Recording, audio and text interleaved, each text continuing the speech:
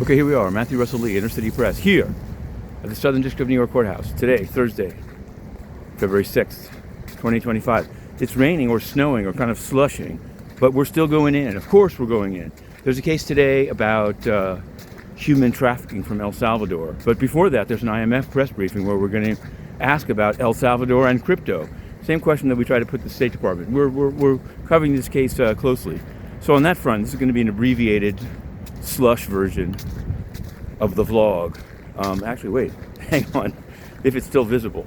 Mashinsky of Celsius has asked to delay his sentencing from April 8th to May 8th. There's still no ruling by the judge. The U.S. is actually opposing the delay. So we'll see. That's, we're also obviously covering Do Kwon and Luna, and we've written the book Crypto Death Spiral on that one. What can we say? Oh, Hypeville.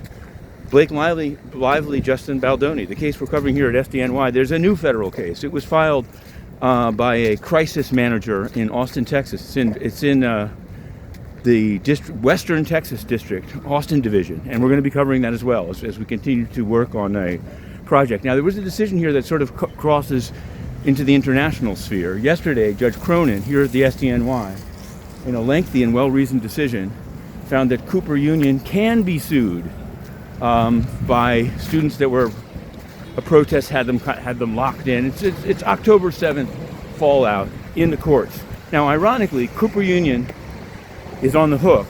At least the case goes forward. The UN UNRWA, which by its own admission, but it's much worse than what they've admitted, but by its own admission, had staff members participating directly in the actual October 7th, has argued here in court, Southern District of New York, that they're entirely immune. They don't have to answer a single thing. They could do anything they want. They could participate directly in even greater numbers. And they've said that that is the U.S. administration's position. That hasn't changed yet, and we're watching that docket quite closely to see where the rubber meets the road. We're also watching the UN, where Inner City Press remains banned from even entering. Despite our scoops now, the Columbia story has gotten better. The Columbia story has now verged not only into terrible scandals of nepotism and the use of sex for promotions within the UN, but Paciolla was a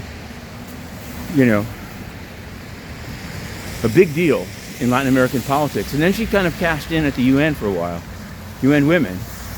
She seemed okay, but she did nothing as Inner City Press was slowly and then finally kicked out and censored from there. So can't say there's doesn't seem to be that committed to freedom of speech, but we're going to follow this Columbia story wherever it leads. But for now, we're going in. We've made it through the slushy walk into the SDNY. To be continued.